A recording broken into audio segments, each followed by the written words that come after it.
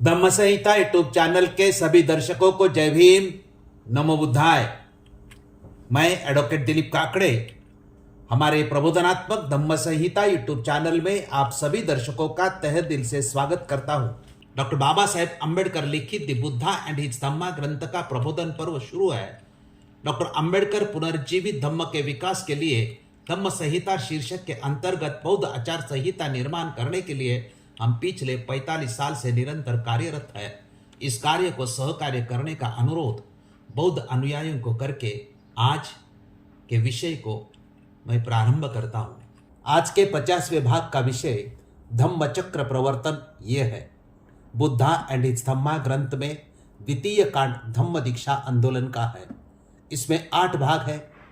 इसमें से दूसरा भाग परिव्राजकों की दीक्षा का है।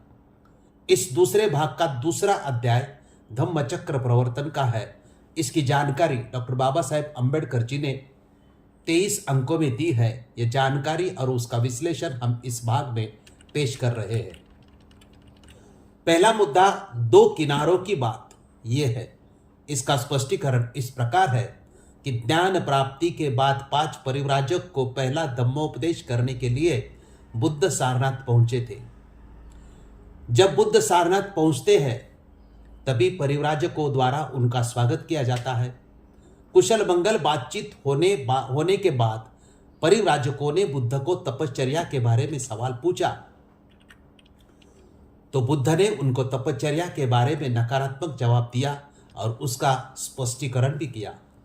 डॉक्टर बाबा साहेब अम्बेडकर जी ने द बुद्धा एंड हिज धम्मा ग्रंथ में तपश्चर्या के बारे में लिखा है कि कुशल क्षेम की बातचीत हो चुकने के बाद परिव्राजकों ने बुद्ध से प्रश्न किया, क्या आप अब भी तपश्चर्या तथा काय क्लेश में विश्वास रखते हैं?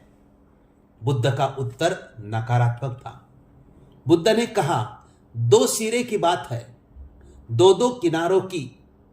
एक तो काम भोग का जीवन और दूसरा काय क्लेश का जीवन। एक का कहना है खाओ पीओ मजा उड़ाओ क्योंकि कल तो मरना ही है। दूसरे का कहना है तमाम वासनाओं का मूलोच्छेद कर दे क्योंकि वे पुनर्जन्म का कारण है। उन्होंने दोनों को आदमी की शान के योग्य नहीं माना। वे मध्यम मार्ग को मानने वाले थे।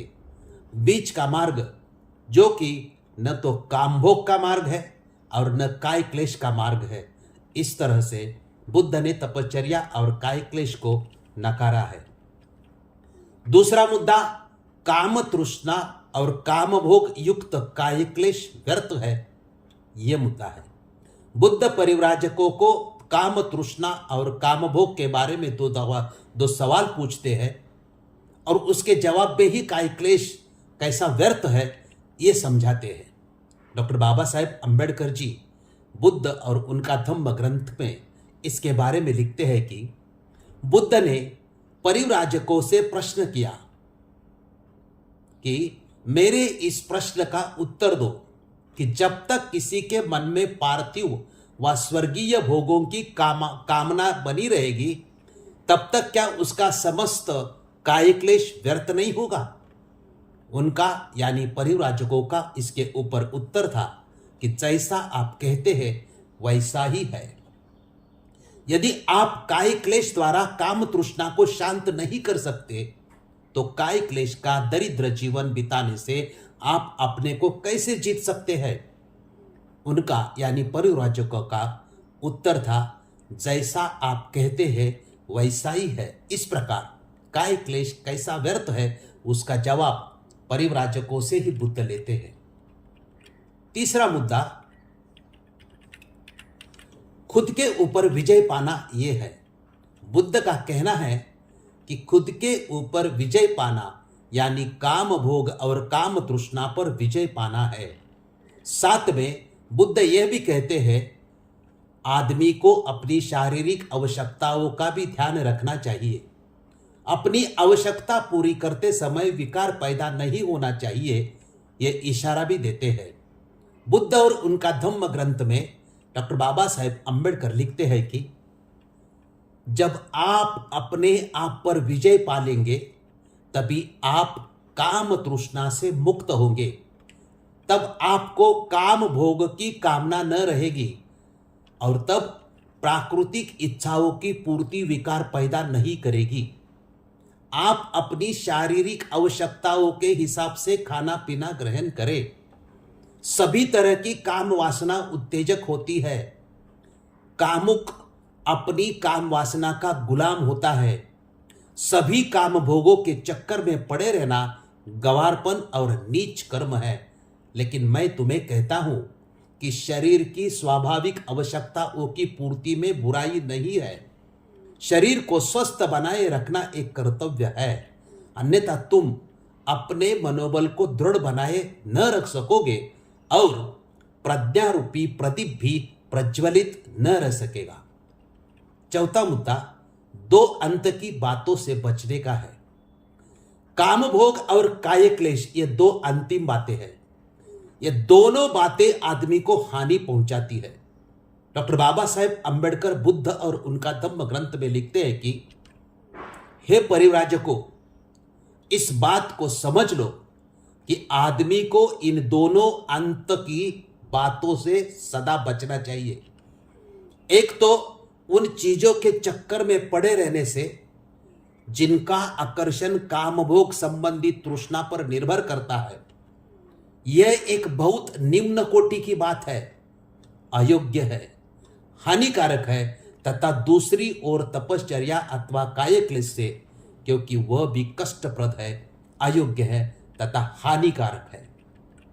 पांचवा मुद्दा तो परिव्राजक की बुद्ध को विनती का है।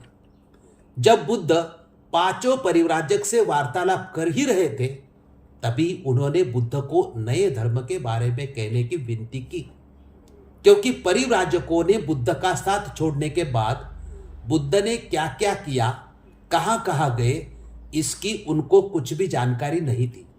इसलिए इन सभी के बारे में जानकारी देने की बुद्ध को विनती की गई। बुद्ध ने उनकी विनती स्वीकार कर उनको जानकारी दी। इस जानकारी के बारे में डॉक्टर बाबा साहेब अंबेडकर जी ने बुद्ध और उनका धम्म ग्रंथ में लिखा है कि इन दोनों अंतों से, इन दोनों सिरे की बातों के बीच में एक मध्यम मार्ग है, बीच का रास्ता। ये समझ लो कि मैं उसी मध्यम मार्ग का उपदेष्टा हूं, यानी उपदेशक हूं। पांचों परिव्राजकों ने उनकी बात ध्यान से सुनी। वे ये नहीं जानते थे कि बुद्ध के मध्यम मार्ग के बारे में क्या है, इसलिए उन्होंने प्रश्न किया कि जब हम आपका साथ छोड़कर चले आए, उसके बाद से आप कहां कहां रहे, क्या क्या किया। तब बुद्ध ने उन्हें बताया कि किस प्रकार गया पहुंचे, कैसे उस पीपल के पेड़ के नीचे ध्यान लगाकर बैठे और कैसे 4 सप्ताह की निरंतर समाधि के बाद उन्हें वह नया बोध प्राप्त हुआ जिससे वह नए मार्ग का आविष्कार कर सके। यह सुना तो परिव्राजक उस नए मार्ग को विस्तार पूर्वक जानने के लिए अत्यंत उत्सुक हो उठे और उन्होंने बुद्ध से प्रार्थना की कि वे उन्हें बताए। छठा मुद्दा बुद्ध के धम्म की पहली स्थापना का है। जब परिव्राजकों ने बुद्ध को अपने धम्म के बारे में विस्तार पूर्वक जानकारी देने की विनती की तो बुद्ध ने उनकी विनती को स्वीकार किया। बुद्ध ने अपने धम्म की पहली स्थापना के बारे में परिव्राजकों को बताया कि धम्म की पहली स्थापना के बारे में डॉक्टर बाबा साहेब अंबेडकर बुद्ध और उनका धम्म ग्रंथ में लिखते हैं कि परिव्राजक उस नए मार्ग को विस्तार पूर्वक जानने के लिए अत्यंत उत्सुक हो बैठे।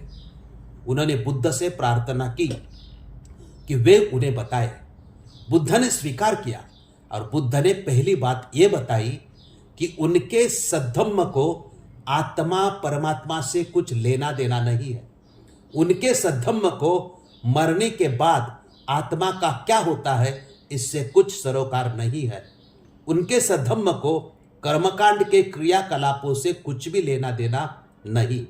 बुद्ध के धम्म का केंद्र बिंदु है आदमी और इस पृथ्वी पर रहते समय आदमी का आदमी के प्रति क्या कर्तव्य होना चाहिए। बुद्ध ने कहा यह उनकी पहली स्थापना है। बुद्ध के धम्म की दूसरी स्थापना यह 7वां मुद्दा है। इस बारे में बुद्ध और उनका धम्म ग्रंथ में डॉक्टर बाबा साहेब अंबेडकर लिखते हैं कि उनकी दूसरी स्थापना है कि आदमी दुखी है, कष्ट में है और दरिद्रता का जीवन व्यतीत कर रहा है। संसार दुख से भरा पड़ा है और धम्म का उद्देश्य दुख का नाश करना ही है। इसके अतिरिक्त सद्धम्म और कुछ नहीं है। दुख के अस्तित्व की स्वीकृति और दुख के नाश करने का उपाय यही धम्म की आधारशिला है। धम्म के लिए एकमात्र यही सही आधार हो सकता है। जो धम्म इस प्राथमिक बात को भी अंगीकार नहीं कर सकता, वो धम्म ही नहीं है। यह बुद्ध धम्म की दूसरी प्रमुख स्थापना है। श्रमण ब्राह्मण किसको कहना चाहिए, यह 8वां मुद्दा है। श्रमण और ब्राह्मण उस समय समाज में उपदेश देते थे। उन्होंने उपदेश क्या देना चाहिए और हर उपदेश करने वाले श्रमण और ब्राह्मण को क्या मालूम होना चाहिए, इसके बारे में संक्षेप में बुद्ध कहते हैं। उसकी जानकारी डॉक्टर बाबा साहेब अम्बेडकर बुद्ध और उनका धम्म ग्रंथ में इस प्रकार देते हैं। बाबा साहेब लिखते हैं, परिव्राजकों, जो भी श्रमण या ब्राह्मण यानी धर्मोपदेष्टा ये भी नहीं समझ पाते कि संसार में दुख है और उस दुख के नाश का उपाय है, ऐसे श्रमण ब्राह्मण मेरी सम्मति में श्रमण ब्राह्मण ही नहीं है। न वे अपने को ज्येष्ठ श्रेष्ठ समझने वाले इतना भी समझ पाए कि धम्म का सही अर्थ क्या है। दुख का विनाश यह 9वां मुद्दा है।